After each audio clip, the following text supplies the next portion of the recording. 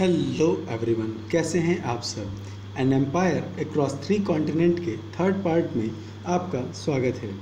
आप अभी जो टॉपिक देखने जा रहे हैं वो है कंट्रोलिंग वर्कर्स। जैसा कि आप जानते थे कि रोमन एम्पायर जो है काफ़ी हद तक इंडस्ट्रियलाइज था, तो ऐसे केस में उन्हें वर्कर्स की ज़रूरत बहुत ज़्यादा थी। और ख़ासकर चूँकि टाइम बहुत पुराना था, इस कारण वो एज ए वर्कर उन्होंने स्लेव्स हायर किए थे। अब एक छोटा सवाल आता है, what is the difference between workers and slaves. तो वर्कर्स जो है वो पेड पीपल होते हैं, मीन्स आपको कोई काम है, आपने कुछ पैसे दिए और लोगों को हायर कर लिया, ठीक है, दीज आर वर्कर्स। जब बात स्लेव्स की होती है तो स्लेव्स जो है वो थोड़े डिफरेंट होते हैं। आप वर्कर्स पे आपका वर्कर्स जो है एक कॉन्ट्रैक्ट के तहत आते हैं। इट मीन्स कि आपने उनसे डील किया कि हम आपको इतना पैसा देंगे, आप जो है हमारे लिए काम करोगे, ठीक है। जब चाहे आप भी उसको काम से मना कर सकते, साहब हमको आपसे काम नहीं कराना। At the same time worker भी आपको मना कर सकता है कि मुझे आपके यहाँ काम नहीं करना। स्लेवरी थोड़ी डिफरेंट होती है।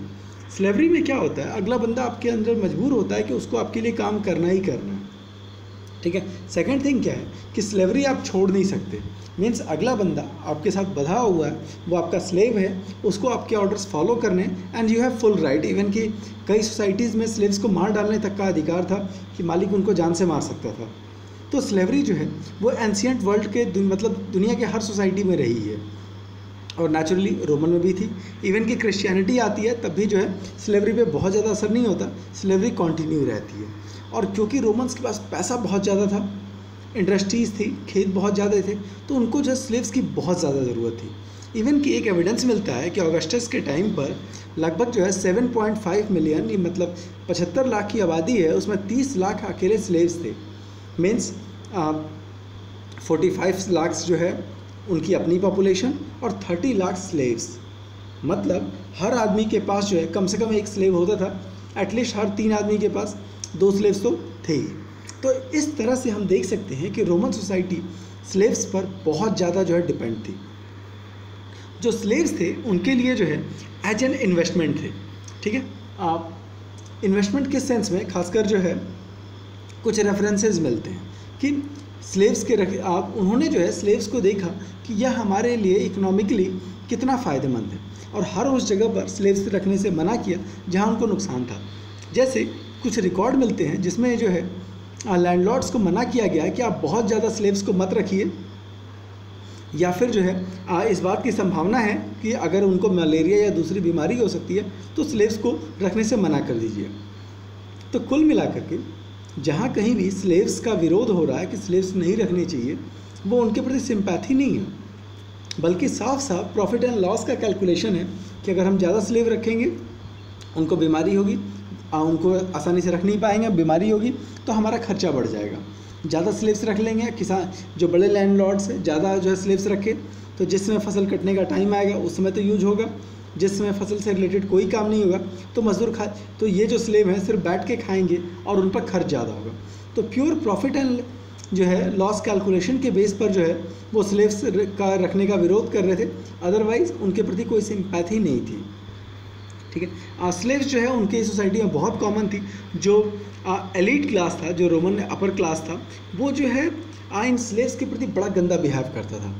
यहाँ पर जो एक रेफरेंस मिलता है, एक रोमन किंग था नीरो, उसके टाइम का एक एविडेंस मिलता है कि होता क्या है कि जो सिटी का प्रेफेक्ट था ल्यूसियस पैडेनियस स्काउंडस, होता क्या है उसके जो खुद के स्लेव ने उसको मार डाला, एक स्लेव ने उसको जो है मार डाला। अब पुरानी जो पॉलिसी थी वो ये था कि अगर किसी स्लेव ने मालिक का कोई नुकसान किया है तो उस कैंपस में रहने वाले जितने भी स्लेव हैं सबको मार डाला जाए। ऐसा क्यों था इसकी वजह ये थी कि अगर कोई स्लेव जो है विद्रोह करने की सोच रहा है तो नेचुरली उसने अपने साथ वालों को बताया होगा, अकेले तो कोई ये सोचता नहीं है, दोस्तों ने हेल्प की नहीं की वो अलग बात है, बट इन्फॉर्मेशन होती है कि ये बंदा कुछ गड़बड़ करने वाला। तो रोमन सोचते थे कि जो है अगर एक स्लेव ने गड़बड़ी की है तो इस बात की संभावना दूसरे स्लेव्स को भी होगी, और जो है उसने आकर के हमको बताया नहीं कि ये आदमी गड़बड़ करने जा रहा है तो ये उनका भी क्राइम है। दूसरी चीज़, मास लेवल पे पनिशमेंट से जो बाकी जो दूसरे स्लेव्स हैं, मतलब जो दूसरे लोगों के स्लेव्स हैं, उन पर जो है एक भय बनेगा और वो गड़बड़ करने की सोचेंगे। एटलीस्ट अगर कोई गड़बड़ करेगा तो वो उनको इन्फॉर्म करेंगे। तो पुराना जो रोमन कस्टम था वो ये कहता था कि अगर एक स्लेव ने कोई गलती की है तो सारे के सारे जो स्लेव्स हैं उस आदमी के अंडर सबको उठा के फांसी पे चढ़ा दिया जाए, सबको मार डाला जाए। अब होता क्या है, जैसे इस लूसियस के स्लेव ने उसका मर्डर किया तो हर जगह जो है ये कहा गया कि इन सारे जो स्लेव्स को मार डाला जाए, चूँकि अब सिटी का प्रेफेक्ट था तो नो डाउट बहुत सारे स्लेव्स रहे थे, बहुत रिच और पावरफुल बंदा था तो स्लेव्स की संख्या बहुत ज़्यादा थी। तो सब ये कहा गया कि इन सारे लोगों को फांसी दे दी जाए। तो जैसे ही ये न्यूज़ जो है सोसाइटी में आती है, चारों ओर शहर में जो है लोग इकट्ठे हो गए और उन्होंने कहा कि साहब बाकी लोग इनोसेंट हैं, उनको क्यों मारा जा रहा है, और हर जगह दंगे भड़क गए। इवन कि सीनेट में जब डिस्कशन हो रहा था तो बहुत सारे लोग कह रहे थे कि साहब सबको फांसी न दी जाए, सबको न मारा जाए, क्योंकि उनकी गलती नहीं है, जिसकी गलती उसको पनिशमेंट दो। लेकिन मोस्ट ऑफ लोग कह रहे थे कि पुरानी परंपरा को ख़त्म नहीं करना चाहिए, सभी को उठा के फांसी पर दे दो। फाइनली डिसीजन यही होता है कि सभी लोगों को मार डाला जाए, क्योंकि एक ने गलती की है मीन सारे स्लेव ने गलती की है। फाइनली डिसाइड किया जाता है कि उनको फांसी देना। अब जब उन लोगों को ले जाया जा रहा है उनको मारने के लिए, तो पूरी सड़क जो है भीड़ से खड़ी हो गई और सबने हाथ में पत्थर और जो मशाले ले ली कि हम उनको जाने नहीं देंगे। राजा बहुत नाराज़ हुआ और उसने जो है इमीडिएट जो है ट्रुप बुलाए और ये कहा कि जो है किसी भी हाल में कोई भी विरोध नहीं होगा और इन सारे लोगों को जो एग्जीक्यूट किया जाए, इट मीन्स कि इन सबको जो है मार डाला जाए। तो हम इस तरह से देखते हैं कि जो रोमन्स है अपने स्लेव्स के प्रति जो उनका बिहेवियर था बहुत ज़्यादा गंदा था।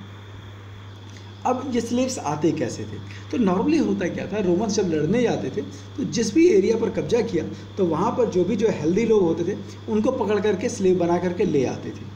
अब जैसे जैसे वार ख़त्म होते चले गए, मीन्स रोमन एम्पायर काफ़ी इस्टेब्लिश हो गया, काफ़ी बड़ा हो गया, रोमन राजा ने सोचना शुरू किया कि जो है नए एरिया पर कब्जा करने कोई फ़ायदा नहीं है, तो उन्होंने जो है वार ख़त्म हो गए, धीरे धीरे ख़त्म क्या हो गए, कम हो गए। तो स्लेव्स की जो कमिंग थी, जो उनका जो पकड़ के लाना था वो ख़त्म होने लगा, कम होने लगा। अब करें क्या, तो उन्होंने जो है एक नया तरीका अपनाया स्लेव ब्रीडिंग का। अब ये स्लेव ब्रीडिंग क्या है, तो नॉर्मली जो ब्रीडिंग जो है ये जानवरों के टर्म में यूज़ होती है कि होता क्या है, आपके पास गाय है, बैल है, तो आप चाहते हो कि आपका ढेर सारी गाय हो, तो हर साल जो है आप गाय की ब्रीडिंग कराते हो ताकि वो ढेर सारे बछड़े दें। सिमिलरली जो लोग कुत्ता पालते हैं या दूसरे जानवर पालते हैं तो वो उनकी ब्रीडिंग कराते हैं।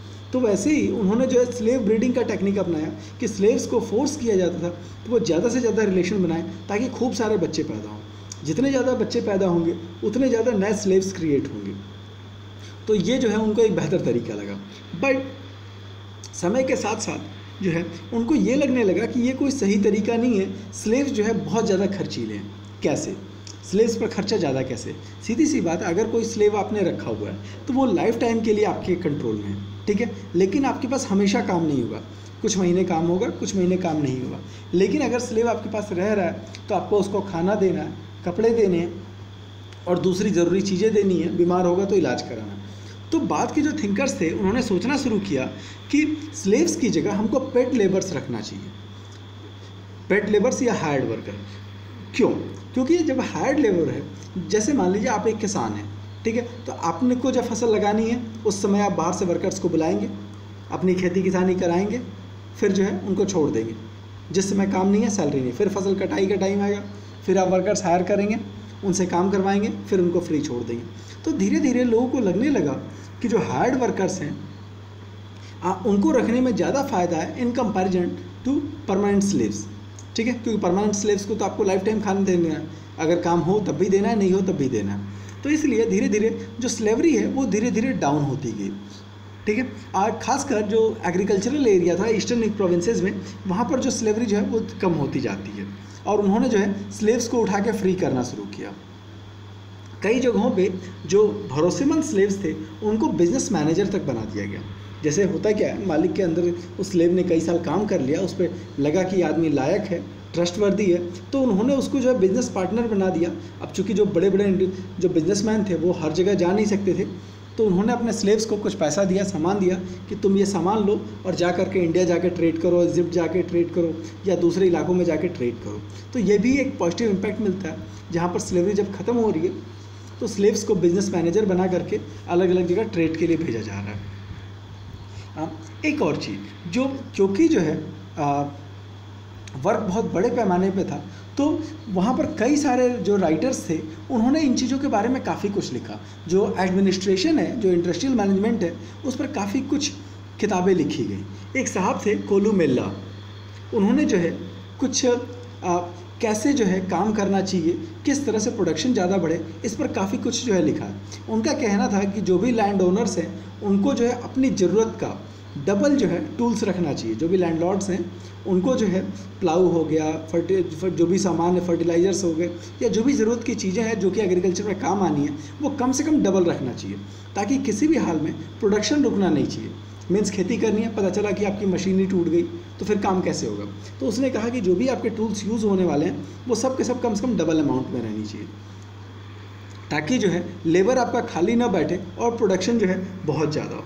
इसी तरह से उस दौर में भी जो है उन्होंने कल्पना की कि सुपरवाइज़र बहुत ज़रूरी है, कि जहाँ कहीं भी काम का सुपरविज़न नहीं होता तो वहाँ पर काम कंप्लीट नहीं होता।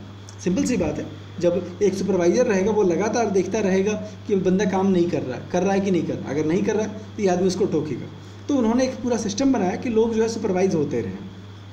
उन्होंने कहा चाहे फ्री वर्कर हो या स्लेव हो, सुपरवाइज़र जो है बहुत ज़रूरी है। उन्होंने कहा कि जो काम करना है उसके लिए छोटी छोटी टीम होनी चाहिए, बहुत बड़े ग्रुप से आप काम नहीं करवा सकते। तो उसने सजेस्ट किया कि जो है 10-10 की टीम बनाई जाए और हर 10 आदमी पे एक सुपरवाइज़र दे दिया जाए। सीधी सी बात है, 10 लोगों को आप आराम से कंट्रोल कर सकते हो। इकट्ठा आपको 100 लोग दे दिया जाए कि 100 लोग को देखो काम कर रहे हैं कि नहीं कर रहे, तो पॉसिबल नहीं है। तो उसने कहा कि लोगों को 10-10 के ग्रुप में बनाइए और उनको सुपरवाइज़ कीजिए। तो आप सोच सकते हो कि किस हद तक जो है लेबर मैनेजमेंट पर उन्होंने सोचना शुरू कर दिया था। स्वाभाविक भी था, क्योंकि प्रोडक्शन बहुत ज़्यादा था, तो वो इन चीज़ों को इग्नोर नहीं कर सकते थे। बट कुछ लोगों ने इस चीज़ को इग्नोर किया, क्योंकि इस चीज़ को कहा कि यह कोई बहुत सही तरीका नहीं है। क्यों सही तरीका नहीं है? जैसे एक प्लिनी द एल्डर, प्लिनी नाम से 2 लोग हैं जो सीनियर थे, जो पहले पैदा हुए, उनकी जो फेमस बुक है नेचुरल हिस्ट्री, उन्होंने कहा कि ये कोई सही तरीका नहीं है, क्योंकि उस दौर में होता क्या था कि जो वर्कर्स थे उनके पैरों में चेन बांध दिए जाते थे। जो भी जो 10-10 का ग्रुप बनाया जाता था उनके पैरों में चेन बांध दिया जाता था और कहा जाता था कि तुम लोग मिलजुल करके काम करो, एक साथ काम करोगे, अदरवाइज पैरों में चेन नहीं बांधेंगे तो तुम भाग जाओगे। अब सोच के देखो, 10 लोग हैं, 10 के पैरों में चेन बांध दिया गया और कहा एक जगह काम करो, आप क्या फ्री होकर काम कर पाएंगे? तो इसी कारण उसने क्रिटिसाइज़ किया, कहा कि इस तरह से काम करने का तरीका जो है सही नहीं है। ये सारी चीज़ ड्रैकोनियन मतलब अजीब सी लगती है कि किस तरह से जो है वो काम करवा रहे थे। बट दुनिया भर में आप कोई भी इंडस्ट्री देखो, कोई भी जो है मैनेजमेंट सिस्टम देखो, हर जगह जो है इस तरह के मैनेजमेंट रूल्स रहे हैं, बस तरीका अलग रहा है। आज के दौर में लोगों से काम करवाने के लिए बॉन्ड भरवाए जाते हैं, उनको नौकरी से निकालने की धमकी दी जाती है। वहाँ पर चूँकि एंशिएंट टाइम था तो उनका तरीका जो है ये मार पिटाई वाली ही थी, तो जो है वो चलता था। लेबर कंट्रोल के रूल्स जो है आज भी हैं, पहले भी थे, और हर कोई जो है इस बात पर फोर्स करता है कि जो रूल्स हैं वो स्ट्रिक्ट होने चाहिए, अदरवाइज जो है लोग जॉब छोड़ के भाग जाएंगे, आपके अंडर काम नहीं करेंगे या फिर काम करने में बदमाशी करेंगे। जो प्लिनी थे वो फ्रैंकिनसेंस की जो है फैक्ट्री का एक एग्जांपल देते। फ्रैंकिनसेंस जो है एक सुगंधित मटेरियल है जो कि बहुत ज़्यादा यूज़ होती थी। उन्होंने कहा कि चाहे आप कितना भी सुपरविज़न कर लो, यह सफिशिएंट नहीं होता, कहा कि लोग जो है गड़बड़ करते ही करते हैं। जब भी जो एक वर्कर जो है काम करने आता था तो उसके एप्रन, उसके कपड़ों पर जो है एक सील लगा दी जाती थी कि वो भागे, कि जो है पता चले कि ये काम कर रहा है। एडिशनली उसको एक मास्क पहनना होता था, या फिर जो है उसके हेड पर एक नेट लगा दिया जाता था। इसके बाद जब कभी भी उसको बाहर जाना होता था तो उसको अपने सारे कपड़े खोलने होते थे। इट डजंट मीन कि नंगा घूमने जाता था, मतलब कपड़ा चेंज करके जाना। इट मीन्स के अंदर जो सामान बन रहा है वो लेकर के आप बाहर ना जाओ, सामान गड़बड़ ना करो। आज भी आसाम के टी गार्डन में जब वर्कर्स जाते हैं तो उनके कपड़ों की तलाशी ली जाती है कि वो महंगे चाय जो है लेकर के मार्केट में सेल ना कर दें। तो ये सारे तरीके जो है आज भी यूज़ हो रहे हैं। और मज़े की बात है कि आज से 2000 साल पहले भी रोमन एम्पायर जो है वो इस तरह की चीज़ों को फोकस करता था। जो एग्रीकल्चरल वर्कर था, जो किसानी वाले जो वर्कर्स थे, वो इस काम को सबसे ज़्यादा जो है नापसंद करते थे। और ऐसे बहुत सारे एग्जाम्पल मिलते हैं जब इजिप्ट में लोग गांव छोड़ करके भाग जाते थे कि उनको फ्री में काम ना करना पड़े। इसी तरह फैक्ट्रीज़ में भी जो है जो वर्कर्स थे वो काम नहीं करना चाहते थे, कई बार जो है वो काम छोड़ के भाग जाते थे। एक रूल बताता है लॉ ऑफ 398। एक्चुअली जो है रोमन्स ने एक ज़बरदस्त जो है लॉ की बुक बना के रखी थी, तो उसी में जो है कई सारे कानून थे, उसमें ये कहा गया वर्कर्स को ब्रांड किया जाता था, उनकी बॉडी पर एक निशान बना दिया जाता था, ताकि जो है अगर कभी भागने की कोशिश करे तो उस निशान से उसको पहचान लिया जाए कि उसका मालिक कौन है और लोग उसको पकड़ के वहाँ पहुँचा दें। तो सोच के देखो कितना इनह्यूमन प्रैक्टिस है कि लोगों के बॉडी के ऊपर निशान बनाए जा रहे हैं, क्या उसने कि ये आदमी इस आदमी का जो है स्लेव है या नौकर है। अगेन उनको फोर्स किया जा रहा है, तुम ज़्यादा से ज़्यादा बच्चे पैदा करो, जब आप काम करने जा रहे हो आपके पैरों में चैन बांध दिया जा रहा है, आपको जो है ये काफ़ी ज़्यादा वर्क किया जा रहा है, आपको मार डालने तक का अधिकार है, अगर आपने एक ने विद्रोह किया बाकी सबको मार डाला गया। तो बड़ा अजीब सा था, बट उस दौर के हिसाब से जो है चीज़ें नॉर्मल ही थी, वो ऐसा करते थे। कई बार जो प्राइवेट एम्प्लॉयर थे, जो फैक्ट्री जो जॉब देने वाले थे, वो वर्कर के साथ एक कॉन्ट्रैक्ट करते थे कि तुमको इतना काम करके देना है, नहीं तो हम तुमको स्लेव बना लेंगे। ठीक है, एक सीधा सीधा कॉन्ट्रैक्ट होता था कि आपको हमारे अंडर काम करना है, ये पैसा मिलेगा, अगर टाइम से आपने काम कंप्लीट नहीं किया तो आपको स्लेव बना लिया जाए। और ऐसे बहुत सारे एग्जांपल्स मिलते हैं कि हज़ारों की संख्या में लोगों ने जो है अपना डेब्ट नहीं चुका पाया या फिर काम नहीं कर पाया, तो जो है वो जो है एज ए स्लेव बन करके उनके यहाँ काम करने लगते थे। ठीक है, और कई बार जो है फैमिली वाले भी जो है, जब बहुत गरीब फैमिली होती थी, खाना पीना होता नहीं था, तो वो अपने बच्चों को भेज देते थे कि ठीक है साहब मेरा बच्चा ले लो, लेकिन हमको कुछ अनाज दे दो कि हम खा पाएँ। तो इस तरह से एक और रोमन साम्राज्य में एलीट क्लास की ज़बरदस्त रिचनेस दिखती है। एट द सेम टाइम कुछ बेहद गरीब लोग भी दिखते हैं जिनके सामने इतने बुरे हालात थे कि वो अपने बच्चों को बेच रहे थे कि जो है ताकि जो है उनके खाने पीने का कोई जुगाड़ हो सके। सेंट अगस्टिन ने अपने एक लॉयर फ्रेंड से पूछा था कि क्या अगर ऐसा कोई केस हो कि एक फैमिली ने जो है अपने बच्चे को बेच दिया है किसी को एज ए स्लेव, और अगर बाप की मौत हो गई है तो क्या उसको आज़ादी मिलेगी। हमें आज तक इसका जवाब नहीं मिला। अब ये जो चैप्टर है ये इसका जवाब नहीं देता। मोस्ट प्रोबेबली यही होगा कि कॉन्ट्रैक्ट से आपको फ्री नहीं किया जा सकता, क्योंकि अल्टीमेटली उसके फैमिली ने लोन लिया है, लोन तो चुका है नहीं, भले ही जो उसके बाप मर गया तो क्या हुआ। खैर, अब गाँव में कर्ज जो है बहुत कॉमन चीज़ें थी। एक एग्जाम्पल मिलता है कि जो है 66 AD में जो ज्यूस लोगों ने एक रिवोल्ट किया था, और सबसे पहले उन्होंने क्या किया, मनी लेंडर्स के बॉन्ड जलाने शुरू किए। जो कॉन्ट्रैक्ट पेपर था जिसके तहत लोगों को स्लेव बनाया जा रहा था, उस बॉन्ड पेपर को सबसे पहले जलाया। क्यों? होगा क्या कि जैसे ही जो बॉन्ड पेपर जल जाएंगे तो गांव के लोग खुश हो जाएंगे, साहब उनको आज़ादी मिली, और जो है वो इजीली जो है इस रिवोल्ट को सपोर्ट करेंगे। तो इस सब चीज़ों से ये पता चलता है कि गांव में किस हद तक गरीबी थी, किस हद तक वो कर्ज ले रहे थे, और किस हद तक जो है स्लेव्स बन रहे थे। ठीक है, तो स्लेव्स बनाने के 3 तरीके हमको मिलते हैं। पहली चीज़ दूसरे कंट्री पर अटैक करके, दूसरी चीज़ लोन दे करके, लोगों को लोन दिया और चुका नहीं पाए तो उसको जो स्लेव बना लिया, और तीसरा स्लेव ब्रीडिंग। और खैर लेटर पीरियड तक आते आते ये सारी चीज़ें ख़त्म ही हो जाती है। इसके बाद एक और ज़बरदस्त एक्सप्लॉयटेशन है। कुछ ऐसे एग्जाम्पल भी मिलते हैं जब जो है लेबर्स की कंडीशन जो है कुछ बेहतर दिखती है। जैसे 5th सेंचुरी में एक एम्परर थे एनास्टेसियस, उन्होंने डिसाइड किया था कि हमको 3 सप्ताह में एक जो है दारा जो है शहर बनाना है, एक फ्रंटियर सिटी बनानी थी, और ये डिसाइड किया कि 3 सप्ताह के भीतर जो है 3 वीक के भीतर ही कंट्रोल हो जाना चाहिए। तो उन्होंने क्या किया कि पूरे ईस्टर्न साइड से, एशियन साइड से बहुत हाई वेज पर जो है वर्कर्स को इन्वाइट किया था। इसी तरह से कुछ जो है पपायरी पेपर मिलते हैं इजिप्ट से, जो कि बताते हैं कि जो लेबर कॉस्ट है वो इंक्रीज़ हो रही थी, तो इट मीन्स कि लेबर्स की कंडीशन शायद थोड़ी बेहतर हुई थी। अब आते सोशल हायरार्की। जो रोम की जो सोसाइटी थी वो कितनी कैटेगरी में थी। तो एक थिंकर हैं टैसिटस जो है सोसाइटी को कई कैटेगरी में डिवाइड करते हैं। सबसे जो टॉप लेवल पे थे सीनेटर्स, ठीक है, जिनको पैट्री या फादर भी कहते हैं। ठीक है, पैट्रिस याद रखो, संस्कृत में ये वर्ड है पित्र, और देखो लैटिन का जो वर्ड है पैट्रिस, और यही वर्ड आगे चल करके फादर बनता है। कितनी सिमिलरिटी, हमको लगता है इंडिया और कहाँ यूरोप, और दोनों में कितनी सिमिलरिटी। हमारे यहाँ कहते हैं पित्र, उनके यहाँ कहते हैं पैट्रिस। खैर, तो जो सीनेटर्स हैं वो पूरे सोसाइटी में सबसे सुप्रीम थे हमारे यहाँ, तो सीनेटर सबसे टॉप पे, उनको फादर कहते थे। उसके बाद जो दूसरा क्लास था वो था लीडिंग मेंबर ऑफ इक्वेस्टेरियन। ये जो है दूसरा क्लास था, मतलब जो एलिट फैमिलीज़ के जो लीडिंग थे, जो उनके पास बड़ी बड़ी लैंड होल्डिंग्स थी, जो एरिया पे रूल कर रहे थे, ये दूसरा class. Respectable section of the people, ठीक है, ये तीसरा जो ग्रुप था। Those attach to great house है, बड़े फैमिली के वो लोग जिनको जो है मतलब कोई पोस्ट तो नहीं मिली है, बट क्योंकि जो है वो एलिट फैमिली को बिलोंग करते हैं तो ये तीसरा क्लास बनता है। और चौथा अनकेम्प्ड लोअर क्लास, घटिया लोअर क्लास, प्लेबस सोर्डिडा, मतलब जो कॉमन लोग हैं उनके लिए जो टर्म आ रहा है कि ये बेहद घटिया जो है गंदे लोअर क्लास हैं, प्लेब्स सोर्डिडा। इनके बारे में कहता है ये वो लोग हैं जो दिन भर सर्कस और थिएटर में ही डूबे रहते हैं। अब सोच के देखो, जो दिन भर जो है सर्कस और थिएटर में डूबा पड़ा है, नेचुरली वो गरीब तो नहीं रहा होगा, गरीब से थोड़ा बेहतर ही रहा होगा, तभी इतना पैसा था कि वो थिएटर ये सब देख सकें। तो इनको वो जो है घटिया लोग कह रहे हैं, तो मतलब समझ सकते हो रोमन लोग जो है खुद को कितने सुप्रीम मानते थे, और जो गरीब थे उनके प्रति उनका एटीट्यूड क्या था, या मिडिल क्लास भी थे उनके प्रति उनका एटीट्यूड कितना नेगेटिव था। एंड फाइनली द स्लेव्स, और जो सबसे लोअर रैंक थी वो स्लेव्स की थी। तो कुल मिलाकर के जो है कितनी कैटेगरी हो गई? Number 1 senators, next leading members of equestrian class, third respectable से सेक्शन ऑफ एलिट फैमिली, और चौथा अनकेम्प्ड लोअर पीपल, प्लेब्स सोर्डिडा, और फाइनली स्लेव्स। तो ये कैटेगराइजेशन होता है उनकी सोसाइटी का। अर्ली 3rd सेंचुरी तक जो उनका सीनेट था उसमें 1000 लोग थे, और जिसमें जो है आधे से ज़्यादा इटालियन फैमिली से आते हैं, इटली से ही थे।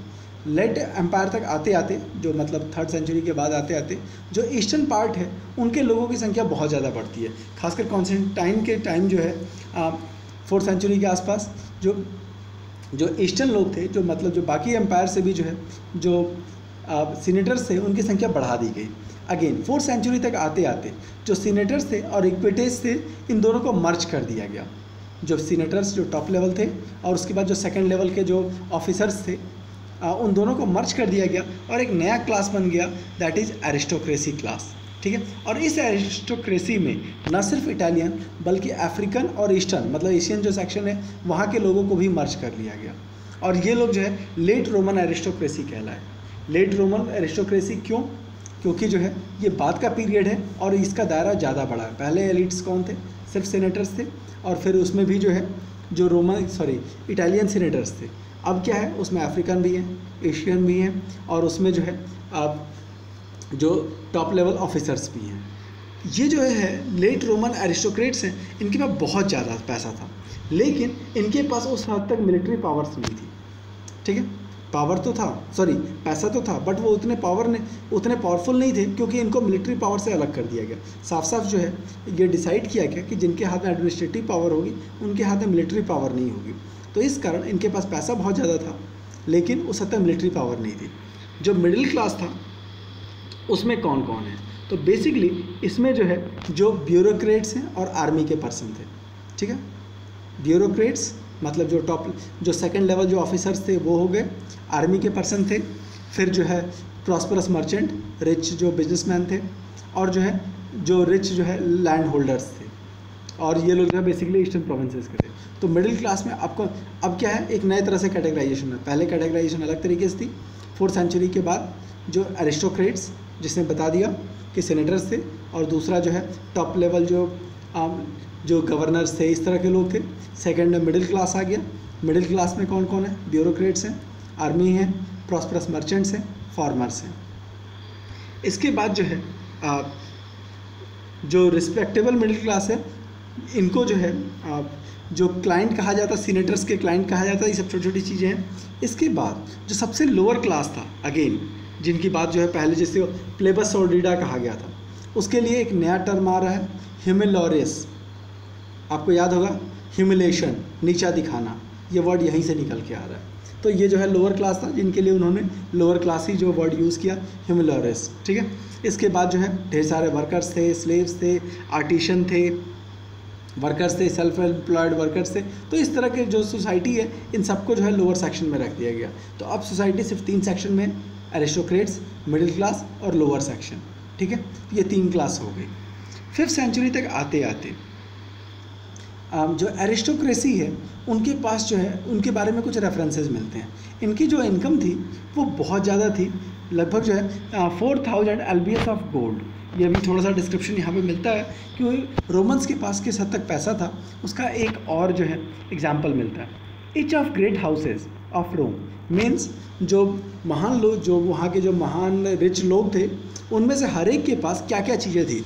एक मीडियम साइज शहर, एक पूरा का पूरा शहर जितनी ज़मीन, एक हिप्पोड्रोम, एक हॉर्स का एक रेस कोर्स जो कि घोड़ों की दौड़ में बहुत ज़्यादा इंटरेस्ट लेते थे, एक पूरा एक जो है पूरा का पूरा जो है मंच, स्टेडियम कह सकते हो, जहाँ पर वो प्रोग्राम देखते थे, temples, fountains and different kind of baths. Roman साम्राज्य में जो है नहाने का कल्चर बहुत ज़्यादा था, तो बड़े बड़े पब्लिक बाथ्स बनाते थे, तो सिर्फ एक बाथ नहीं होता था, अलग अलग तरह के वो बाथ्स बनाते थे। मोस्ट ऑफ जो रोमन एलिट्स थे उनकी जो इनकम थी वो लगभग 4000 पाउंड जो है गोल्ड के बराबर थी। एक पाउंड लगभग जो है 450 ग्राम होता है, तो 4000 पाउंड मतलब जो है ये लगभग 1800 केजी जो है गोल्ड आता है। अगेन मल्टीप्लाई करके देखो, 54 लाख रुपीज़ पर केजी इंटू 1800, इमेजिन करो कितना पैसा था। और अगर आप जो है रोम में होते तो क्या कंडीशन होती, या इतना सोना ले करके आज के टाइम में आप आते तो क्या होता। खैर, तो लगभग 4000 पाउंड्स यानी कि 1800 केजी गोल्ड जो है उनकी सालाना इनकम थी। और इसमें जो है उनकी ग्रेन्स, वाइन और दूसरे प्रोडक्शन का जो है इनकम काउंट ही नहीं किया हुआ है। ये तो उनकी एडिशनल इनकम है जो इस जो है 4000 पाउंड गोल्ड के अतिरिक्त है। तो इस तरह से वो एक बहुत ज़्यादा पैसे वाले लोग हो गए थे। और एडिशनली जो एक सेकंड क्लास लोग भी थे उनके पास भी जो है लगभग 1000 से 1500 पाउंड गोल्ड तो हो ही जाता था। तो अगेन यहाँ दिखता है कि रोमन्स वाकई रिच थे, पैसा भरा पड़ा हुआ था। खैर, अब आगे क्या होता है, होता क्या है कि आने वाले समय में जो बाद की जो सेंचुरी थी वहाँ पर जो है जो उनकी करेंसी सिस्टम है उसमें एक चेंज आता है। था क्या कि रोम को जो है स्पेन में सिल्वर की माइंस थी जहाँ से वो सिल्वर निकालते थे और उससे कॉइन बनाते थे। तो समय के साथ स्पेन की जो सिल्वर माइंस है वो एग्जॉस्ट हो गई, ख़त्म हो गई। तो जो एम्परर था कॉन्स्टेंटाइन, उसने क्या किया, एक नया मॉनेटरी सिस्टम बनाया और कहा कि जो है अब से सिर्फ जो है गोल्ड के ही सिक्के चलेंगे। चूँकि गोल्ड अभी भी उनको मिल रहा था तो उन्होंने डिसाइड किया कि सिर्फ और सिर्फ गोल्ड के ही सिक्के चलेंगे, दूसरा कोई सिक्का जो है नहीं चलेगा। ठीक है। इसके बाद जो रोमन ब्यूरोक्रेट्स से सबको जो सैलरी है वो गोल्ड के कॉइन्स में ही मिलता था। और क्योंकि जो है उनकी सोसाइटी में क्या था, करप्शन बहुत ज़्यादा था। अक्सर जो है वो जुडिशल सिस्टम में होता क्या था कि जो उनके जज हैं जब डिसीजन देते थे तो कोई रिश्वत दे दिया तो डिसीजन उनके फेवर में दे दिया। या मिलिट्री सप्लाई कि आपको जो है कहा गया 10,000 सोल्जर रखने हैं तो आपने 5,000 ही से सैनिक रखे।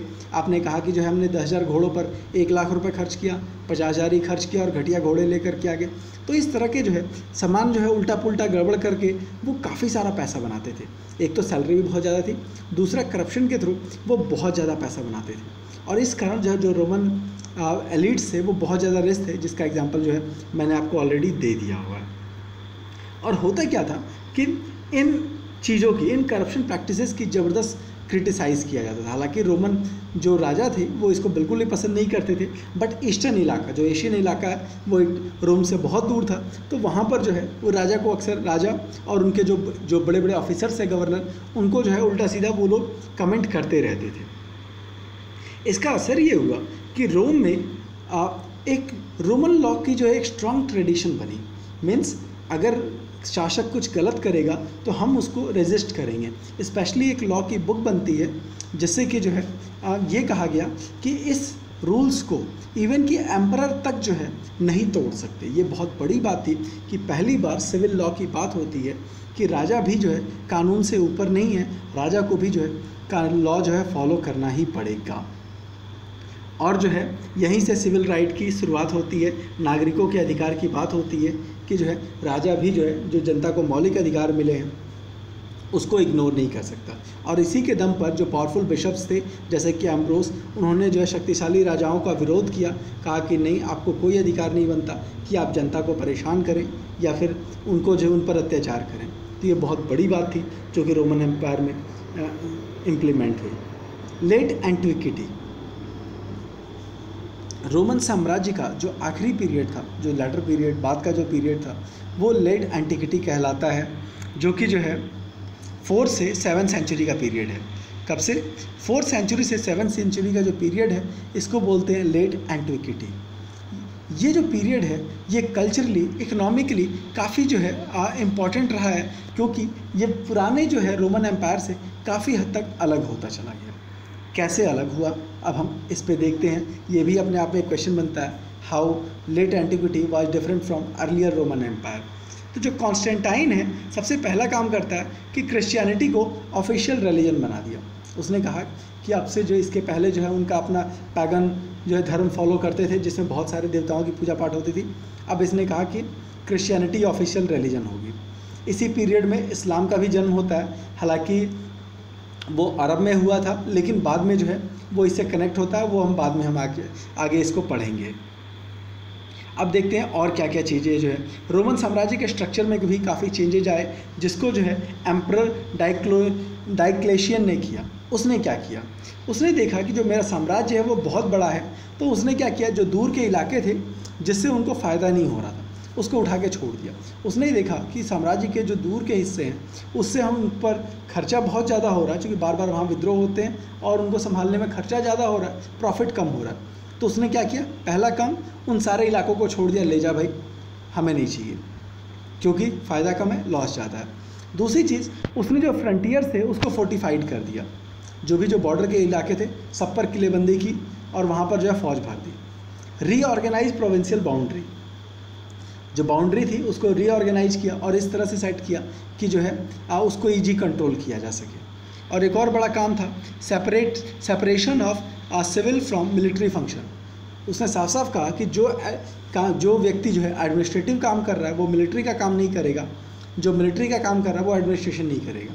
सीधी सी बात है, जिस आदमी को लड़ना है उसको आप बोलोगे कि जाके टैक्स वसूलो, लोगों का झगड़ा सॉल्व कराओ, तो वो बंदा तो उसी में फंस के रह जाएगा। तो साफ साफ उसने डिवाइड किया कि जो एडमिनिस्ट्रेशन के लोग हैं वो मिलिट्री नहीं संभालेंगे, जो मिलिट्री के लोग हैं वो एडमिनिस्ट्रेशन नहीं संभालेंगे। उसने जो मिलिट्री कमांडर्स जो है उनको ऑटोनॉमी दी, फ्रीडम दी कि तुम अपने हिसाब से उस एरिया का डिसिप्लिन देखो, अपने हिसाब से कंट्रोल करो, और इस कारण ये बड़े पावरफुल हुए। तो इस तरह से ये जो स्टेप्स लिए, इसके कारण रोमन एम्पायर फिर से जो है वो मजबूत होना शुरू होता है। रोमन साम्राज्य स्टार्टिंग बहुत मजबूत है, फिर डाउन होता है, फिर एक नए सिरे से जो है रिस्ट्रक्चरिंग होती है। इसके बाद कॉन्स्टेंटाइन ने कुछ और काम किए। जो मेन काम था उसने जैसा कि पहले ही बताया था, उसने एक नया सिक्का चलाया, सॉलिडस। ये सिक्का सोने का था, 4.5 ग्राम शुद्ध सोने का सिक्का था, ठीक है। और जो है जो सोने के सिक्के थे बहुत बड़े पैमाने पर जो है छापे जाते थे, मिंट किए जाते थे, ठीक है। अब दो टर्म आ रहे, सॉलिडस और सॉलिडी। सॉलिडी प्लूरल फॉर्म है, सॉलिडस सिंगुलर फॉर्म है। पहले जो चांदी के सिक्के हैं वो है दिनारियस, प्लूरल फॉर्म दिनाराय। गोल्ड का सिक्का सॉलिडस, प्लूरल फॉर्म सॉलिडी, ठीक है। तो ये सारे सिक्के बहुत बड़े पैमाने पर छाने गए। एक और काम किया उसने, जो है एक सेकंड कैपिटल बनाई। एक कैपिटल तो ऑलरेडी रोम थी, कॉन्स्टेंटिनोपल में एक सेकंड कैपिटल बनाई। कॉन्स्टेंटिनोपल आज के दौर में इसको जो है इस्तांबुल कहा जाता है, ठीक है। टर्की की कैपिटल है, टर्की, जिसका पूरा, और जो है साम्राज्य का जो ईस्टर्न पार्ट है उसको बाइजेंटियम कहा, ठीक है। तो साम्राज्य दो पार्ट में हो गया। उसको दिख रहा था कि रोमन साइड को कंट्रोल करना मुश्किल हो रहा है, तो उसने क्या किया, साम्राज्य को दो हिस्से में बांट दिया, ईस्टर्न साइड, वेस्टर्न साइड। तो जो ईस्टर्न इलाका है उसको जो है बाइजेंटियम एम्पायर कहा और उसकी कैपिटल बना दी कॉन्स्टेंटिनोपल। क्लियर। एक बार जो है इसको मैप पे भी देख लेते हैं तो शायद चीज़ें ज़्यादा बेहतर होगी। तो ये जो है रोम का ईस्टर्न हिस्सा है, आप देख सकते हो, ईस्टर्न रोम बाइजेंटियन एम्पायर, ठीक है। कॉन्स्टेंटिनोपल जो है आपका यहाँ पे है, जस्ट जो है जहाँ एशिया यूरोप से मिक्स हो रहा है, ठीक है। वापस जो है चैप्टर पे आते हैं। तो ये इसकी जो है बड़ी अचीवमेंट थी, मॉनेटरी स्टेबिलिटी। जैसे जैसे अब जो है साम्राज्य की रिस्ट्रक्चरिंग हो गई, फिर से जो है बहुत तेज़ी से ग्रोथ होनी शुरू हुई। और इस दौर में जो है ज़बरदस्त गांव के इलाकों में ज़बरदस्त इन्वेस्टमेंट हुआ, इंडस्ट्रियल वर्क काफ़ी शुरू हुआ, ऑयल प्रेसिंग जो है और ग्लास फैक्ट्री काफ़ी सारी लगी, कुछ नए तरह की टेक्नोलॉजी स्टार्ट हुई। स्क्रू प्रेसिंग आपको याद होगा क्लास 9-10 में जो गुटेनबर्ग का प्रेस था, तो उसमें जो है उस प्रेस को के काम करने का तरीका यह था, जैसे आप स्क्रू देखते हो उसमें बहुत सारी चूड़ी बनी हुई होती है, तो ये जो प्रेस मशीन थी इसमें भी काफ़ी जो है उसमें रिंग बनी हुई होती थी और उसको घुमा करके प्रेस बनाया जाता था, ठीक है। तो इसी तरह से जो मल्टीपल वाटर मिल्स बनाए गए, पानी से चलने वाले मिल बनाए गए, जिसके कारण क्या हुआ, जो प्रोडक्शन है वो काफ़ी बढ़ गया। अगेन ईस्टर्न कंट्री जैसे कि इंडिया और चाइना के साथ फिर से जो है ट्रेड काफ़ी हद तक बढ़ गए और रोमन साम्राज्य जो है फिर से रिच होने लगा। और सोसाइटी जो है फिर से जो है काफ़ी लग्जरी लाइफ जीने लगी। जो एलिट क्लास थे वो काफ़ी रिच थे, पावरफुल थे, और ऐसे जो है बहुत एविडेंसेस मिलते हैं इवन की। लेकिन हाँ, अब जो चेंज आ रहा है कि जो वेस्टर्न इलाका है वो उतना जो है ग्रो नहीं कर रहा, ईस्टर्न इलाके ग्रो कर रहे हैं। ये जो है एक बड़ा चेंज आ रहा है। जो पहले क्या था, जो अर्ली रोमन एम्पायर है उसमें वेस्टर्न इलाके ग्रो कर रहे हैं, यूरोपियन सेक्शन ग्रो कर रहा है, और अब क्या है, ईस्टर्न इलाके ग्रो कर रहे हैं। फॉर एग्जांपल जो इजिप्ट है वहाँ से जो है रिटन डॉक्यूमेंट्स रिचनेस के बहुत मिलते हैं। इवन कि एक एविडेंस मिलता है कि अकेले इजिप्ट जो है वो 2.5 या 2.5 मिलियन जो है सॉलिडी जो है हर साल जो है वो टैक्स भरता था। 2.5 मिलियन मतलब 25 लाख जो है सोने के सिक्के जो है वो एज ए टैक्स देता था। सोचो 25 लाख सोने का सिक्का जो है वो टैक्स भर रहा है तो कमाता कितना होगा। सीधी सी बात है, आप अपनी कमाई का 5% देंगे, 10% देंगे, मैक्सिमम 20 या 30% देंगे, तो इजिप्ट कमाता कितना होगा कि 25 लाख तो जो एज ए टैक्स ही दे देता था 6th सेंचुरी तक। तो इस तरह से रोमन साम्राज्य जो है फिर से ग्रो कर रहा है। बट ये याद रखिएगा, अब जो नया रोमन साम्राज्य जो ग्रो कर रहा है वो ईस्टर्न साइड है, ठीक है। इस तरह से सोसाइटी आगे बढ़ती है। इनकी जो सोसाइटी थी, अब हम आते हैं इनके धर्म के बारे में, किस तरह की जो है रिलीजन को फॉलो करते थे। जो इनकी ट्रेडिशनल जो रिलीजियस सोसाइटी थी वो बेसिकली पॉलीथीस्ट थे। पॉलीथीस्ट का मतलब जो ग्रीक रोमन दोनों बैकग्राउंड से थे, पॉलीथीस्ट मतलब बहुत सारे भगवान को मानते थे। जैसे इंडिया में है वैसे उनके यहाँ भी जुपिटर, जूनो, मिनर्वा, मार्स समेत कई सारे जो है ग्रीक गॉड्स को ये फॉलो करते थे, और उनके बहुत सारे टेम्पल्स, श्राइन, सेंचुरीज जो इन्होंने बना करके रखे थे, ठीक है। तो इसी तरह एडिशनली जो दूसरा धर्म था दैट इज जुडाइज़म। ज्यूज जो थे ये दूसरा पावरफुल धर्म था, हालांकि ये भी मोनोलिथ नहीं था, इसके भी जो है कई ब्रांचेस थे। तीसरा जो सबसे इम्पॉर्टेंट धर्म आता है दैट इज़ क्रिश्चियन, और ये जो है 4th सेंचुरी के बाद पूरे जो है साम्राज्य पर छाता चला गया। लेकिन काफ़ी कोशिश करने के बाद भी जो है जो पुराना धर्म था पॉलीथिज्म वो पूरी तरह से ख़त्म नहीं हुआ। हालांकि चर्च ने पूरी कोशिश थी इसको ख़त्म करने की, बट बहुत टाइम लग गया कि जो है रोमन इलाके से जो पुराने जो है धर्म थे उसको ख़त्म करने में। अब जो ईस्टर्न सोसाइटी है वो काफ़ी हद तक रिच होती चली गई, और जो मेडिटेरेनियन इलाके हैं, हालांकि कुछ दूसरे प्रॉब्लम्स भी आए, जैसे कि वहाँ पर जो है प्लेग फैलता है और उसके कारण जो है काफ़ी सारी जो है पॉपुलेशन ख़त्म होती है और सोसाइटी जो है डिस्टर्ब्ड होती है। कुछ दूसरी और प्रॉब्लम्स आई, यहाँ पर जो है हम ये पढ़ने की कोशिश कर रहे हैं रोमन एम्पायर ख़त्म कैसे हुआ। तो पहली चीज़ कई बड़ी बीमारियाँ आई जिसके कारण जो है नुकसान पहुँचा। दूसरा क्या था कि नॉर्थ साइड से जो जर्मनी से कई ट्राइब्स ने अटैक करना शुरू किया। 3 बड़ी कम्युनिटी थी, गोथ्स, वैंडल्स, लोम्बार्ड, और इन्होंने रोम का जो वेस्टर्न पार्ट है, यूरोपियन सेक्शन है, उसके बहुत सारे हिस्सों को जीत लिया और वहाँ पर अपने खुद के राज्य बनाए, और इन राज्य को पोस्ट रोमन एम्पायर कहा गया। जैसे विसिगोथ, इन्होंने स्पेन में साम्राज्य बनाया। हालांकि बाद में जब अरब्स का अटैक होता है तो उन्होंने स्पेन के जो है विसिगोथ के एम्पायर को ख़त्म कर दिया। जो फ्रैंक्स थे इन्होंने गॉल पे कब्जा किया, और इन्होंने ही जो इन्हीं के नाम पर जो है फ्रांस नाम इनका पड़ा। फ्रैंक्स, फ्रांस के लोग आज भी फ्रैंक ही बोलते हैं, फ्रेंच बोलते हैं, सॉरी। जो फ्रैंक्स इन्होंने गॉल पे कब्जा किया, इसको फ्रांस का नाम दिया। तीसरे जो लोम्बार्ड्स थे उन्होंने इटली पर कब्जा कर लिया।